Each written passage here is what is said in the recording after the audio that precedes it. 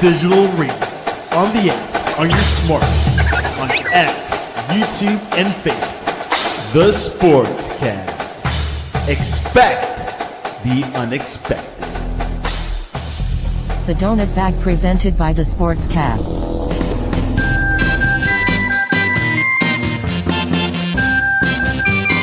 The Donut Bag, hosted by Joey Bag of Donuts. And here's your host, Joey Bag of Donuts.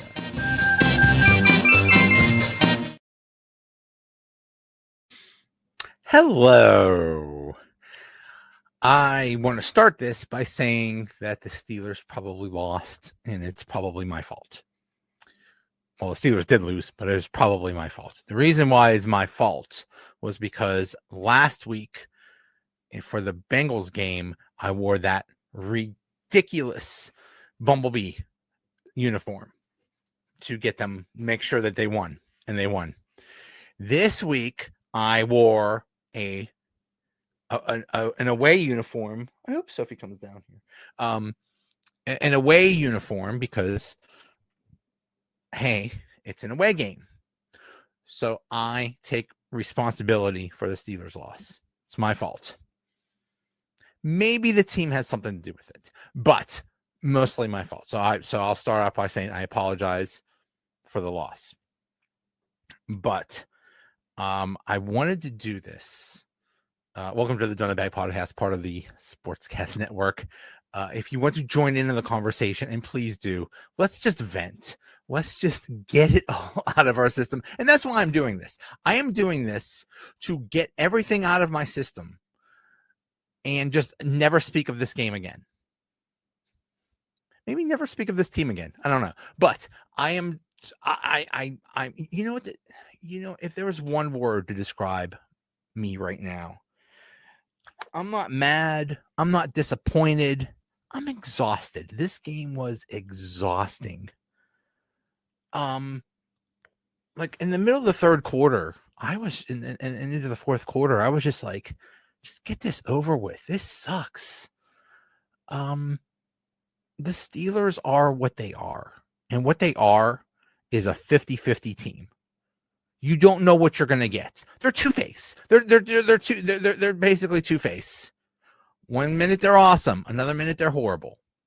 One game they're great. One game they're horrible. Maybe the offense is good. Maybe the offense is bad. Maybe the defense is good. Maybe the defense is bad. I don't even know what happened. When you give up 31 points, I would say the defense was bad. They scored 28, but there's plenty of blame to go around in this game. So I'm just going to go through the drives and see what I remember. Again, if you want to join in on the conversation, you go on YouTube. Also, I'm pretty sure you could reply on Twitter also. But yeah, please join in. Let's vent. The Bears get the ball to start the game. 3 and out. Yay. Let's talk about before the game. The Bears were 7-3 and the Steelers were 6-4. And the talk before the game was, well, the Bears really didn't beat anybody good. Also, the big talk was, is Aaron Rodgers going to play? Aaron Rodgers loves to play the Bears. He says he owns the Bears. Man, but he had the broken wrist problem on his non-throwing hand. I'm kicking myself because I knew and they knew way before today whether Aaron Rodgers was going to play. I think Broderick Jones let the cat out of the bag a couple days ago. He basically said, yeah, we've been playing with Mason the whole time. So we've been practicing with Mason all week. So that was a good indication that Mason was going to play. So this was, and I believe Tomlin made the official decision yesterday or something like that. But so, and you know what? I was happy with that. I would have preferred going into the game with a fully healthy Mason Rudolph because I thought that he would excel in this offense. Whoops. Boy, was I wrong. but anyway, so the Bears start the game with a 3-and-out. Great start for the defense. The other talk before the game was, ooh, Caleb Williams, he's really improved. He doesn't run around as much anymore, and he doesn't make stupid mistakes anymore. Well, that was partially true today. So the Steelers get the ball on the 30, and Kenny Gainwell runs for 9 yards. Another narrative going into the game was the Bears were down, I believe, 6 starters on defense or something like that, including like all of their linebackers. like they had nobody that they had, people off the streets. I think they used those guys in that Bears SNL skit. That Bears, I think they used those guys as linebackers today. I mean, they had nobody. So they figured, okay, well, we could just run it down their throats. That sort of happened. So first play, 9 yards. Second play, Mason Rudolph deep pass left intended for DK Metcalf, intercepted. It was a nice interception at the Chicago 44. Oh crap. Here we go. The Bears were known as a team that got a lot of turnovers, just like the Steelers. So, hey, that was just a great play in their end. Crappy play by Mason. Really, he was really bad with the deep ball today. So, and the Bears promptly score a touchdown, 8 plays, 56 yards, 4 minutes, 7 seconds. It was a 5-yard touchdown pass from Caleb Williams to DJ Moore. So they took advantage of the turnover, and that was the story all day. They took advantage of turnovers. So it is 7-0 Chicago. Steelers respond with their own touchdown drive, and this was a 13-play, 95-yard drive. This was a where the Bears kicked it off, and Kenny Gainwell muffed the kickoff, and and ends up on the 5-yard line. You think, oh great, here we go. This is just a house of horrors. This is just going to be one of those games. The Steelers are 1-13 in Chicago. What shocks me about, and I don't know why, like what is special about Chicago? I know they can't win in Philadelphia, but like what's special about Chicago? I don't know. What shocks me is that in the almost 100-year history of these two teams, I mean, the Steelers have been around since 1933, and I think Bears were like one of the first teams. How have they only played each other 14 times in Chicago? I'd like to know what the record is. How many times Chicago has come in Pittsburgh? It hasn't been often. Why are these teams never playing? I know they're in different conferences, but I think at one time they were both NFL teams. So, and there weren't that many NFL franchises. So what the heck's going on here? I don't know. I don't know. That's weird. But anyway, great drive, 95 yards, 13 plays, 758, capped by a 6-yard touchdown run. DK Metcalf left in for 6 yards, touchdown. DK ran it. Okay. So there you go. So nothing significant. There was a 21-yard pass from Mason Rudolph to Ben Skoranek, who, by the way, had a very key play later in the game. So now it is 7-7. It's like, okay, so we stabilized. We gave up a touchdown, but we got things back in order. So that takes us into the second quarter. There was a very significant Steelers kick it off, and they take it to the Chris Boswell kicks it 64 yards from the Pittsburgh 35 to the Chicago 1. Duvernay ran it for 34 yards to the Chicago 35, but there was a penalty for offensive holding. Takes it back to I believe the Oh, okay. No, it took it back to the 20, and then there was a 10-yard penalty on Wright for holding. So now they are on the Chicago 10, which was very significant. Caleb Williams goes back to pass, and for some reason runs into the end zone. And TJ Watt did a great play, strip sack, and Nick Herbig jumps on it. So Steelers touchdown. That was a bonehead play by Caleb Williams, and that was what that was the kind of crap he did last year. Just really stupid play where he would just run around and do stupid things. So it's like, okay, Steelers defense, here we go. They're rattling Caleb Williams. Cool. Steelers defense, they're trending upwards. Here we go. They neutralized the Bengals. We're looking good now. at least here they were looking good.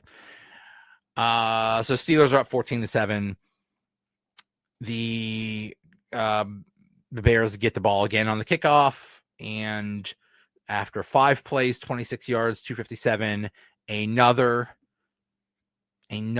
fumble caused by a Steelers defense at the left guard of 47. No, Pittsburgh 47. So recovered by Y.A. Black, who, by the way, just got engaged today, this week. So congratulations to him. The Steelers do not take advantage of that. 5 plays. 5 plays, 22 yards, 3 minutes, 1 second. This was the drive with the what is the Steelers? I forget what the Steelers version of the tush push is. I don't know, but it was very poorly executed. It was pathetic, and they turned it over on downs.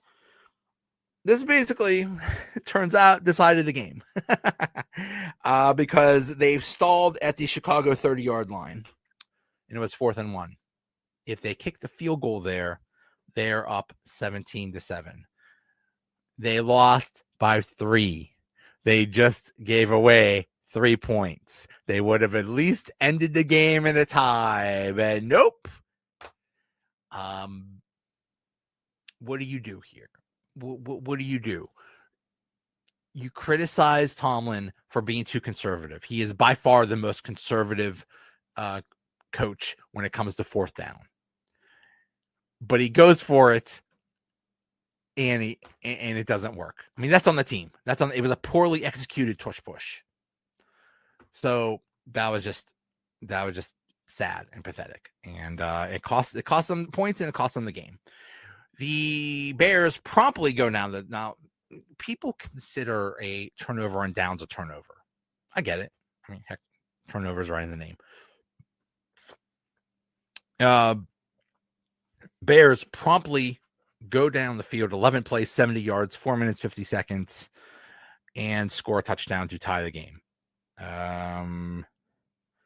There was a 12-yard pass to Loveland. And I'm not sure. Was this one of those where some of the Bears were just wide open? What are we doing? We're 11 games into the season, and the defense still has these screw ups. I don't know. The Steelers respond with a touchdown drive of their own. 7 plays, 80 yards. This was the play. This was the drive with the fake tush push. They run the tush push, but instead of pushing the tush, they give it to Gainwell, and he scores a 55. He runs 55 yards for a touchdown. This was the play. I guarantee they got this play from the Ravens last week. And hey, it's brilliant. It worked perfectly. Just because you run, by the way, I absolutely hate the tush push. I think it's the stupidest thing ever. It's not football. It's some rugby BS. Oh, by the way, since we're complaining about things, shout out to these teams for not wearing ridiculous uniforms. If you look at almost every single game, there is at least one team that is wearing looks like they're wearing pajamas, or they're wearing some alternate color rush or alternate third jersey. There are more alternate jerseys than regular jerseys being worn. I hate it. Most of them suck. Like remember those khakis they wore a few games ago against Green Bay? That ridiculous monstrosity. My goodness. Anyway, so yeah, this was the fake tush push. Oh, I'm sorry. Gainwell, we thought Gainwell scored a touchdown. By the way, Gainwell's on my fantasy team. Thanks a lot for taking away that touchdown. I consider that just a personal slight against me. They ruled that it was not a touchdown, that it was down at the 1 yard line, and then Jaylen Warren easily goes in for the touchdown. So, we are at, and then the Bears finished the first half with a field goal drive, 9 plays, 35 yards, 119 to make it 21-17, which ended up being pretty significant. But I thought, okay, we're looking good. We're scoring points. And things are going well, and we have the ball to start the second half. So let's drive it down their throats. Really establish something. Do they do that? No. 6 plays, with 6 plays, they only get 1 yard, but take up 344 somehow. That's because Mason got sacked. Mason just did not have a good game, which is really, really, really disappointing for Mason. Really thought he would take the advantage and at least maybe possibly create a quarterback controversy, but nope. So the Steelers stall at their own 36. Corliss Waitman punts it 54 yards at the Chicago 10. All right, cool. We've backed him up into the 10. The last time we backed him up into the 10, Caleb Williams did that stupid thing where he got strip sacked in the end zone and it ended up being a Steelers touchdown. It's like, yeah, all right. No, there was a penalty on Skoranek for holding. I don't know what the heck was up with that. Corliss Waitman had to punt it again, and instead of 54 yards, he punts it 34 yards to the Chicago 40. So basically a 30-yard difference right there. Waitman had a horrible game. This was not he was supposed to be good. He had that competition with that guy that looks like Bill Burr, and it didn't. And he did. He was great all throughout training camp. He did pretty good throughout this season, and then this game he just sucks. Of all the games, he sucks. Well, Chicago drives it down the field, 5 plays, 60 yards, and Williams was just dealing. 17-yard pass to Odunze, another 14-yard pass to Odunze, just right in the middle of the field. Steelers could do nothing about it. There was a penalty on Ramsey.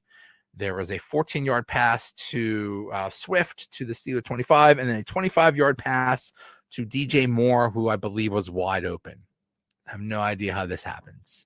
This is supposed to be, the most expensive defense. The defense is supposed to be good, and they just let them just drive down the field with no problems. Pathetic. Steelers go 3 and out. Bears go 3 and out. This was a huge play. The Steelers get the ball back, and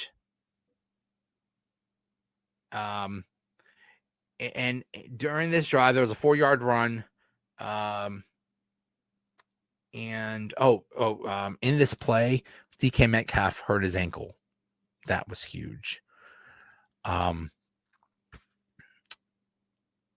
don't understand how Omar Khan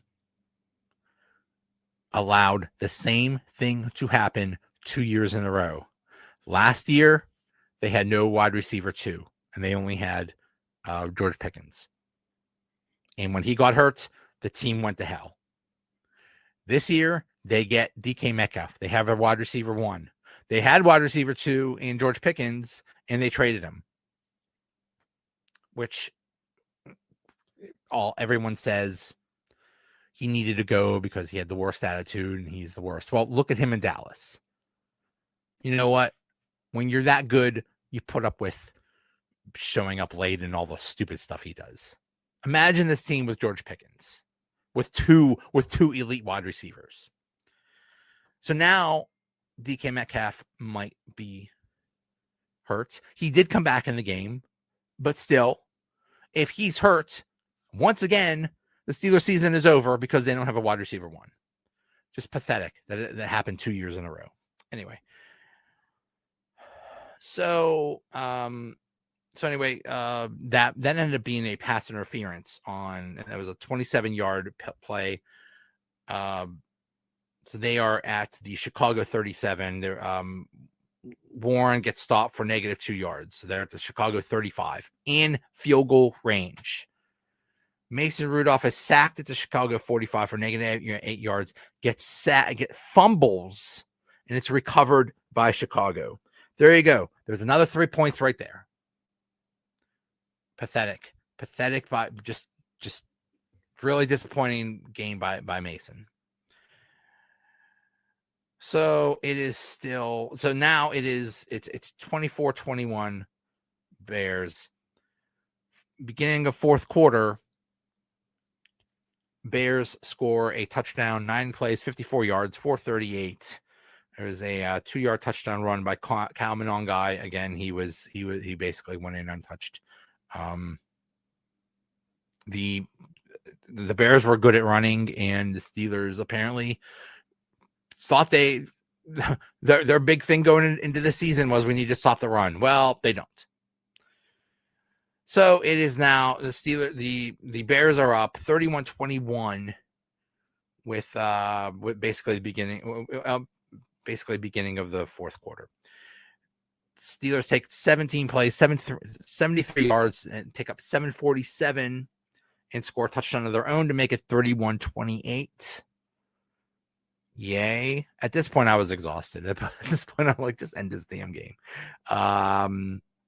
This was a game where this was a drive where Gainwell ran in for a touchdown, but it was nullified by a holding penalty. And then they did eventually. This was Rudolph to Muth. So it is 31-28 with about 6.5 minutes left. Okay. We're down 3, middle of the fourth quarter. It's doable. Okay. Steelers defense really needed to do something there. And they did. They caused a 3-and-out. 3 plays, 8 yards, minute 50. So now there's 4:46 left. And the Steelers get the ball back. We're down 3. Okay. We could still win this. Or tie it. Something could happen. The Steelers take 6 plays, only move 12 yards, take up 244. So now there is 2 minutes and 1 second left. It is 4th and 9 on the Steelers' own 23. The Steelers have all their timeouts, and Mike Tomlin elects to punt it. You're up. You have 2 minutes and 1 second left. You're down 3 and you decide to punt. Yes, I know it's 4th and 9. Yes, I know it's you're on your own 23-yard line. To me, that's insanity. I'd rather lay the game on right there than this crap. No, they punt. They punt because they figure we have all of our timeouts. So we could stop them. We could get the ball back. He ended up being right, but still, what the heck? What I just, when he's aggressive, when he should be aggressive, he's not. When he shouldn't be aggressive, he is. It's so the Bears run 3 plays, make the Steelers use all their timeouts. Actually, no. The Steelers, they made them use all their timeouts, only take up 24 seconds. So Tomlin's gamble worked. They get the ball back. The Steelers get the ball back with 1:36 left, down 3 at the where do they start? They start at their own 20. You have a 14-yard pass to Muth. Okay, we're moving. You have a 7-yard pass to Gainwell. All right. 8-yard pass to DK Metcalf. All right. Now we're on our own 49.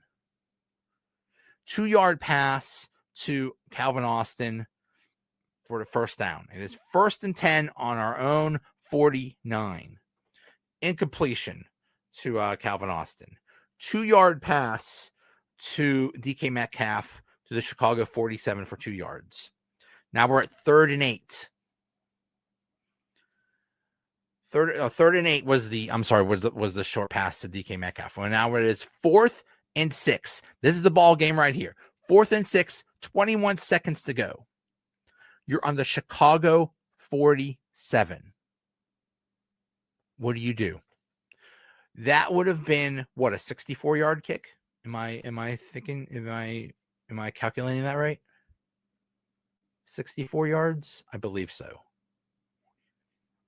Yeah, let's say it would have been a 64-yard kick. You got Chris Boswell, the best kicker in the league. Yes, I know it's outdoors, but my God, you have the best kicker in the league. How do you not try to go for the field goal? Instead, Mason Rudolph, pass incomplete. Basically, it was batted down at the line of scrimmage to DK Metcalf. That's the game. It was 4th down. That's the game right there. This game was exhausting. It was so disappointing because it was so winnable. If they didn't turn it over so much, if they just kicked the field goal when they could have kicked the field goal, they would have at least tied the game. They could have gone ahead if they just tried a long field goal here.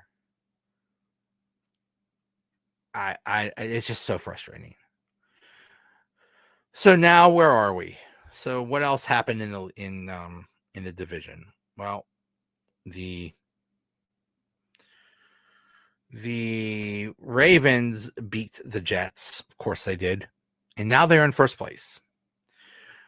The Cincinnati lost to New England. Who cares about them? They're 3-8. So Baltimore is now 6-5. The Steelers are 6-5. This game possibly might cost the Steelers a chance at the playoffs. I don't know. Right now, if you look at the playoff picture, you have are the Steelers right now even, would they even be in the playoffs if the season ended today?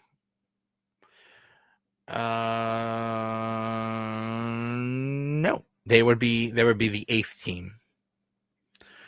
You have the Patriots are the number 1 seed, the Broncos are the number 2 seed, the Colts are the number 3 seed. Did the Chiefs win that game? I think they did. Yeah, I think they possibly no. The Bills are the 6th seed, the Chargers are the 5th seed. Chargers are 7-4. Bills are 7-4. Jaguars are 6-4. And we'll see what they do now against Arizona. But that's the thing. You're fighting. Oh, and by the way, who else is in the playoff hunt? The Texans, the Chiefs. Really formidable teams. You're finding a lot of good teams for a playoff spot right now because they lost this game and because they might not win the division. Unbelievable. Unbelievable. But hey, you know what? They deserve it. They don't deserve to win anything. But that's what this team is. They beat the Colts. They shut down the Bengals with their high-powered offense. And then they lose today. It's just they're bipolar. Is that the word that we want to say? I don't know. But that's what this team is. They're either good or bad. They're just inconsistent. And this is very much looking like a wasted season. Tomlin did say after the game that Aaron Rodgers probably will play next week. Goody. Good, great. Tomlin said,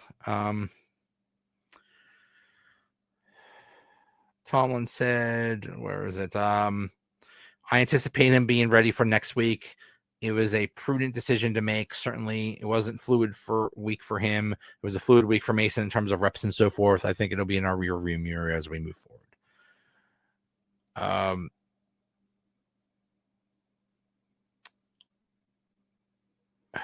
What else? What else can you say? Nick Herbig, after the game, said, quote, "We've got all the talent. We've got good coaches. We've got good players. We've just got to win games, man. Regardless of what goes on throughout the week, regardless of who's playing, who's not playing, at the end of the day, we've got to win." Well, thank you, Captain Obvious.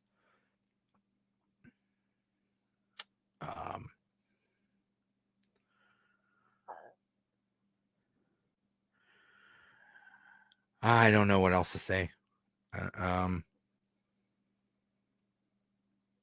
Oh no.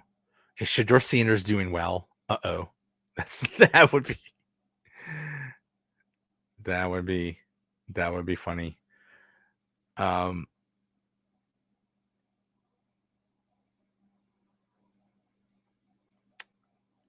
Trey Essex, who is a great follow on Twitter. By the way, Trey, please come on my podcast. Please, please, Trey. He said, "Man, the Steelers have made a competitive average team feel like a losing franchise. We are in purgatory with no clear way out. This effing sucks." That is exactly what they are. The Steelers are in purgatory. We're on this treadmill going nowhere. And it's the same thing every year. And I keep hearing, well, this is a bridge year. It's all about getting that first round quarterback next year. Have you seen the quarterbacks in college football this year? There's like maybe one or two that are worth being in the first round. It looks like it's going to be a poor year for quarterbacks. We are screwed. But that's the thing. What's going to happen? They'll finish in the middle and have to trade up to get a quarterback, or they'll do well and we'll have to trade up a lot to get up a quarterback. They're just in this purgatory. It's the same thing every year. They're just stuck in the middle.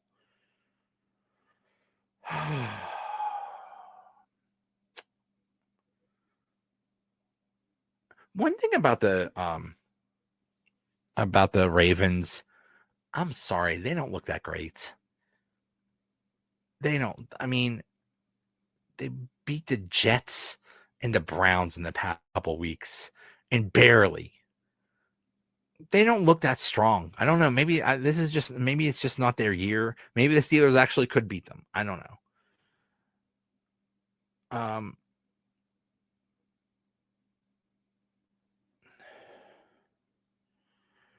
I think that's it. I'm done. I'm just done. I just can't. I just wanted to get this over with because honestly, I don't want to talk about this anymore. I don't want to, I'm just done.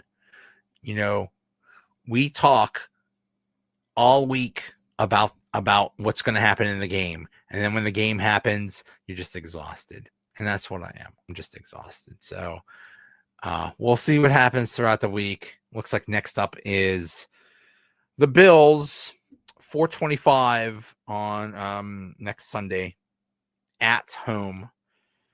The Bills, I believe, are going to destroy the Steelers, and here's why. They are fighting for their playoff lives. They are currently the 6th seed, but there's no way they're going to get the first seed. They're literally 3 games behind New England, who will not stop losing. they're going to be fighting for a wild card spot. So they cannot, and they just lost to Houston on Thursday. So they're going to have extra rest.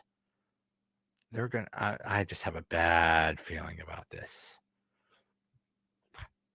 One thing I wonder what's going to happen if the Steelers keep losing, and if they keep losing, especially at home, what's the crowd going to be like? The crowd might get ugly. I think they're ready. I think that the Steelers fans are just fed up with this. Are we ready to just turn on this team? I don't know. I mean, they're 6-5. You know, they're above 500 because God forbid, because we know they have to finish at least 9-8 because it's a Mike Tomlin team. But it just feels like like Trey X said, it just feels like a losing team because it's the same thing every year. The same thing. You get stuck in the middle, and yeah, but okay. Well, that's it for me. Thanks for watching, and we'll see what happens throughout the week. See ya.